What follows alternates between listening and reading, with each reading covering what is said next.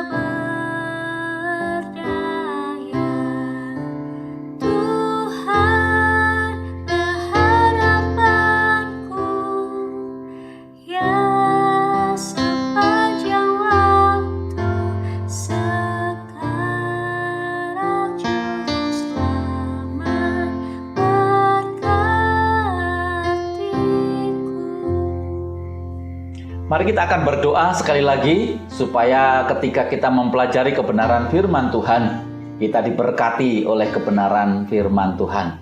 Mari kita berdoa.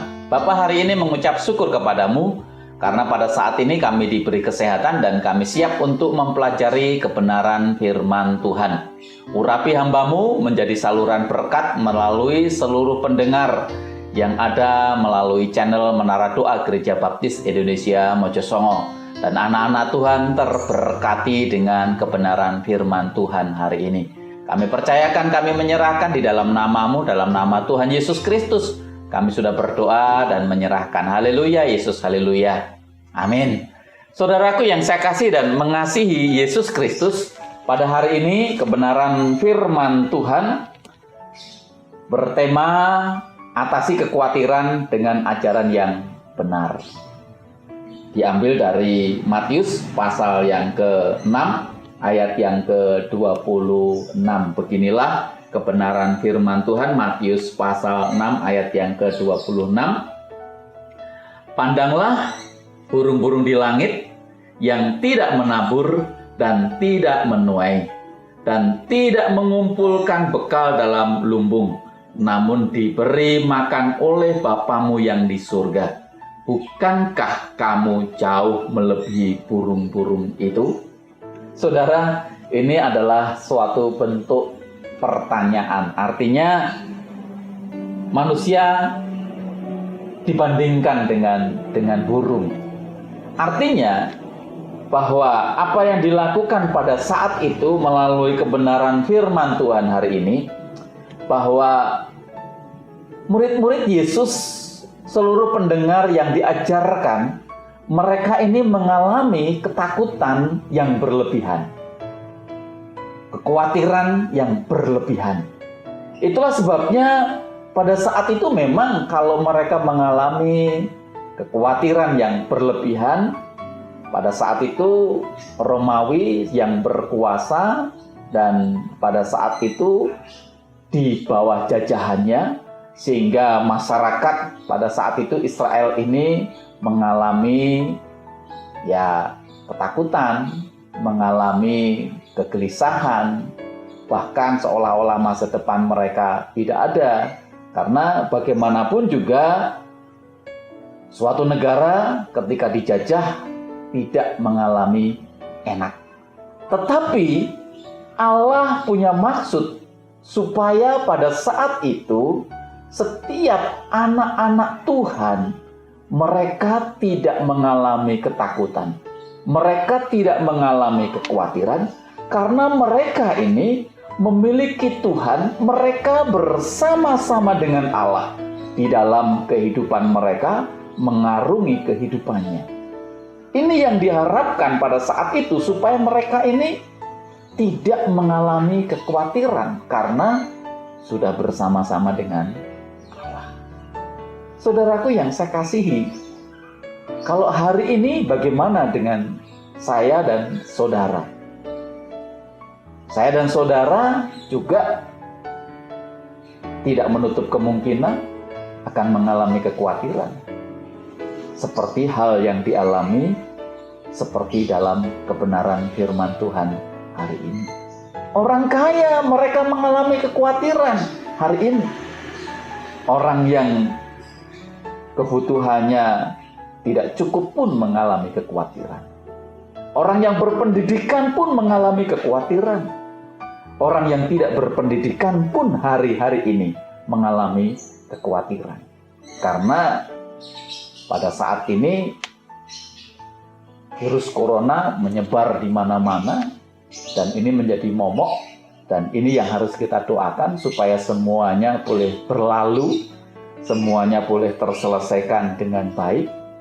PPKM yang diadakan oleh pemerintah membuat pedagang, membuat pengusaha transportasi mengalami kesulitan. Namun melalui pengajaran hari ini, saya berharap saudara bisa dikuatkan oleh kebenaran firman Tuhan. Mengapa? Karena kekhawatiran adalah pecahnya suatu pemikiran. Kekhawatiran adalah bimbang, bingung. Khawatir itu bimbang, bingung. Karena dia takut sesuatu yang belum terjadi. Itu orang khawatir. Sehingga Tuhan tidak menginginkan adanya terjadi di dalam kekhawatiran setiap anak-anak Tuhan. Meskipun kekhawatiran itu ada. Karena khawatir itu merasa bahwa tidak ada jaminan untuk yang akan datang. Tidak ada suatu harapan untuk yang akan datang. Keyakinan untuk masa depannya itu tidak ada. Itu yang disebut dengan orang yang khawatir. Orang yang belum menikah, dia khawatir. Nanti dalam upacara pernikahan, biayanya seperti apa, acaranya bagaimana, dia khawatir akan hal itu. Kalau sudah menikah, lalu dia khawatir tentang pekerjaan, tentang kehidupan, tentang anak. Sudah mulai umur, khawatir lagi karena penyakit sudah mulai datang, menghampirinya. Dia berkata, kok aku mengalami sakit ini gak sembuh-sembuh dan sebagainya. Ini yang terjadi. Tetapi satu hal, banyak orang yang mengalami kekhawatiran, namun kita harus bijaksana bagaimana menghadapi kekhawatiran itu bersama dengan Tuhan. Ini penting supaya kita bisa belajar apa yang Tuhan Yesus maksudkan oleh kebenaran firman Tuhan. Di ayat yang ke-26 ini kita disuruh melihat burung. Kita disuruh melihat bunga pakung. Artinya, kekhawatiran yang kita hadapi pada saat ini memang tidak sama dengan waktu itu. Kalau mereka waktu itu khawatir masalah makan, minum, pakaian. Tetapi hari ini kita berbeda tentang kekhawatirannya. Tetapi melalui pengajaran hari ini kita harus belajar dengan alam sekitar. Ayat ini berkata, pandanglah burung-burung di langit yang tidak menabur dan tidak menuai dan tidak mengumpulkan bekal dalam lumbung. Artinya, pandanglah burung-burung. Burung pada pagi hari dia bangun mengepakkan sayapnya lalu mencari makan. Terbang sana, terbang sini untuk memenuhi kebutuhan mereka. Jadi ada dua hal. Yang pertama, kita harus bekerja keras, karena di saat kita bekerja keras, disitulah sesungguhnya Tuhan melakukan mukjizat pekerjaan itu. Jadi saya dan saudara harus melakukan itu. Dalam segala hal kita harus melakukan itu. Kalau saudara ingin terhindar dari virus corona, ya hati-hati, pakai masker, rangkap 2 dan sebagainya. Nah, ini akan menjadikan di dalam kehidupan kita semakin baik. Kalau engkau ingin diberkati Tuhan secara luar biasa, berusaha keras, bekerja keras melalui doa. Dan Tuhan akan tunjukkan berkat-berkat itu. Di dalam 1 Tesalonika, pasalnya yang ke-3, ayat yang ke-10, saya akan bacakan untuk saudara. Dalam 1 Tesalonika pasal yang ke-3, ayat yang ke-10. Siang malam kami berdoa, sungguh-sungguh, supaya kita bertemu muka dengan muka, dan menambahkan apa yang masih kurang pada imanmu. Ayat ini berkata, siang malam kami berdoa sungguh-sungguh supaya kita bertemu muka dengan muka dan menambah apa yang masih kurang dalam imanmu. Ayat ini mengajarkan, Paulus mengajarkan supaya berdoa siang malam. Minta kepada Tuhan. Kalau hari ini corona masih berkuasa di bumi pertiwi kita terus berdoa, kita doakan sama-sama. Supaya Allah sendiri yang melakukan pekerjaan mukjizat itu boleh terjadi. Kalau saudara mengalami kekurangan berkat-berkat yang akan dilimpahkan, berdoa, minta kepada Tuhan. Dan saya imani, kita imani, yakin bahwa Allah akan memberkati. Kalau saudara minta pekerjaan pada hari ini, berdoa, doakan terus siang malam untuk Tuhan. Saudara, suatu ketika saya diundang oleh satu hamba Tuhan untuk mendoakan istrinya. Lalu saya ke sana, saya berdoa di keluarga itu. Ketika saya berdoa, saya tanya, dia tidur tengkurap. Saya tanya, ini kena apa? Dia kena kanker payudara, sudah stadium 4. Lalu, kenapa nggak dibawa ke dokter? Lalu dia bilang, Sami nggak punya biaya. Loh, sekarang pakai BPJS kan bisa. Lalu dia bilang, wah, kami nggak punya BPJS.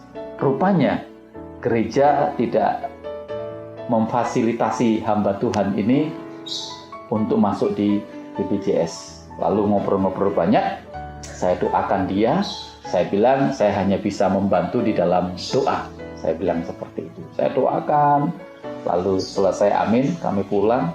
Ya, kira-kira sekitar 1 tahun kemudian, orang ini telepon, hamba Tuhan ini telepon kembali kepada saya.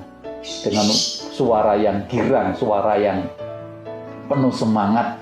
Dia menyampaikan tentang pelayanannya yang luar biasa dipakai oleh Tuhan. Dia menyampaikan bagaimana kuasa Allah memakai dia di dalam kehidupannya. Saya mau bertanya, istrimu bagaimana? Sudah sehat? Saya mau bertanya agak sedikit ya takut, karena pada saat itu saya melihat kanker payudara sudah stadium 4, ya apa yang harus terjadi? Lalu saya coba memberanikan diri bertanya, gimana Pak? Maaf sebelumnya, istri gimana? Loh, istri saya sehat, ini sekarang ada di sebelah saya. Dia bilang, puji Tuhan. Saya bilang begitu. Lalu dia mulai menceritakan bagaimana kuasa Allah menjamah keluarga itu. Jadi suatu ketika ada salah satu orang Kristen dari gereja lain lalu mendatangi ke keluarga itu, bawa mobil, bawa ke Jogja, salah satu rumah sakit di Jogja. Lalu dia sampai di Jogja bilang, kami nggak punya biaya. Orang yang bawa mobil ngantar itu, kami yang membiayai. Dia ceritakan semuanya, biayanya habis sekitar 60 juta. Lalu dia hanya bayar 10 juta, 7 kali kemo, dan sekarang ini keadaannya baik. Nah, ini yang ingin saya sampaikan, itulah pernyataan Tuhan di dalam kehidupan setiap anak-anak Allah. Ketika mereka berdoa, mereka menyerahkan kepada Tuhan, Allah campur tangan, bukan hanya pemulihan saja, tetapi ada biaya yang Tuhan siapkan melalui orang lain. Luar biasa, puji Tuhan. Ini adalah suatu pekerjaan Allah yang luar biasa yang boleh terjadi di dalam kehidupan anak-anak Tuhan. Begitu juga di dalam kehidupan saya dan saudara. Semestinya ayat ini berkata, siang malam kami berdoa sungguh-sungguh supaya kita bertemu muka dengan muka dan menambahkan apa yang masih kurang pada imanmu. Wah, luar biasa. Mari kita akan banyak berdoa, menyerahkan kepada Tuhan. Karena saya mengimani, saya percaya Allah akan selalu campur tangan, Allah akan selalu memberkati di dalam setiap kehidupan anak-anak Tuhan.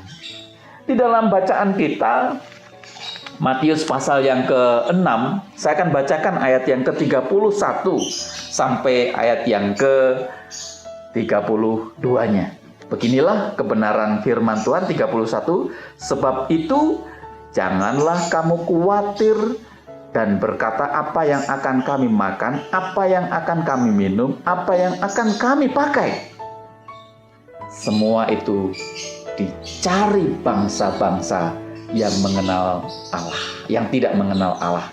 Akan tetapi Bapamu yang di surga tahu bahwa kamu memerlukan semuanya itu. Saudara, ayat ini berkata, semua itu dicari bangsa-bangsa yang tidak mengenal Allah. Akan tetapi Bapamu yang di surga tahu bahwa kamu memerlukan semuanya itu. Amin. Kita amini. Kita percaya bahwa Allah akan campur tangan. Khawatir adalah masalah iman sesungguhnya. Khawatir berarti tidak memikirkan bahwa Allah campur tangan. Allah ada, Allah bersama kita. Khawatir itu sedemikian. Berdoalah, berimanlah, bahwa bekerjalah, bahwa Tuhan pasti akan memberkati di dalam kehidupan saudara. Ayat ini memberitahukan sedemikian. Ketika kita bekerja keras, Allah akan memberkati. Tapi bagaimana di dalam kehidupan saya dan saudara untuk Tuhan? Ayat yang ke-33-nya. Tetapi carilah dahulu kerajaan Allah dan kebenarannya, maka semuanya itu akan ditambahkan kepadamu. Carilah dahulu kerajaan Allah dan kebenarannya. Sudahkah kita mencari kerajaan Allah? Sudahkah kita mendahulukan Tuhan dalam segala kehidupan kita untuk melayani Tuhan? Kalau sudah, berkat-berkat itu akan dicurahkan. Tinggal menantikan berkat-berkat itu akan dicurahkan di dalam kehidupan kita. Karena ayat ini berkata, Tetapi carilah dahulu kerajaan Allah dan kebenarannya, maka semuanya itu akan ditambahkan kepadamu. Akan ditambahkan kepada kita, kepada saya dan saudara. Saudara, siapa Petrus sesungguhnya? Petrus sesungguhnya orang yang luar biasa. Dia orang pemberani, pengabar Injil yang luar biasa. Bahkan Tuhan Yesus pun berkata, Petrus, dia mengungkapkan dia adalah menjadi dasar. Tetapi sebelumnya itu kalau kita mau melihat sejarah secara detail tentang Petrus, siapa Petrus? Ketika dia melihat Yesus sedang berjalan di atas air, Petrus berkata, Tuhan, aku ingin ikut berjalan di atas air. Tapi ketika dia mulai berjalan di atas air, lalu melihat kanan kiri, kekhawatiran itu ada dan mulai tenggelam. Dan dia berkata, Tuhan tolong aku. Dan Yesus berkata apa? Apa kamu tidak percaya? Mengapa kamu khawatir? Ketika Tuhan Yesus dianiaya, Tuhan Yesus akan disalibkan, seorang anak kecil bertanya, engkaukah murid Yesus? Wanita datang kepada Petrus dan berkata, engkau salah satu murid Yesus. Petrus berkata apa? Bukan, saya bukan siapa-siapa. Tetapi satu hal, ketika Petrus sudah diurapi kuasa oleh Tuhan, Roh Kudus ada di dalam kehidupannya, dia menjadi pengkhotbah yang luar biasa. Sekali khotbah ribuan orang percaya. Bahkan ketika kakinya dipasung, tangannya diborgol, dia dimasukkan penjara di paling bawah dan di ultimatum bahwa besok pagi dia akan dibunuh. Malamnya dia memuji Tuhan. Dia mengagungkan nama Tuhan. Dia tidak ada sedikit pun mengalami kekhawatiran. Dan pada saat itu terjadilah mujizat. Pintu gerbang itu terbuka. Dan malaikat Tuhan mengiringinya. Dan malaikat Tuhan bersama dengan Petrus, dan Petrus diselamatkan. Ini luar biasa, campur tangan luar biasa. Ketika anak-anak Tuhan pun ketika mestinya sudah ada Roh Kudus dalam kehidupannya. Roh Kudus sudah ada dalam hidup saya, hidup saudara-saudara. Mestinya kekhawatiran itu tidak ada dalam kehidupan kita. Karena kita sudah berjalan bersama dengan Tuhan Yesus Kristus. Saudara, ada satu cerita. Ada seorang yang ahli melukis. Dia bisa melukis dengan waktu yang sangat pendek dan lukisannya itu sangat luar biasa, sangat bagus sekali. Waktu ketika dia melukis di salah satu gedung, lalu dia melihat lukisan itu sambil berjalan ke belakang. Tapi setelah dia tidak menyadari bahwa lukisannya itu bagus, lalu dilihat terus lukisan sambil berjalan ke belakang, nggak taunya di belakang itu sesungguhnya dia di atas gedung dan dia bisa jatuh.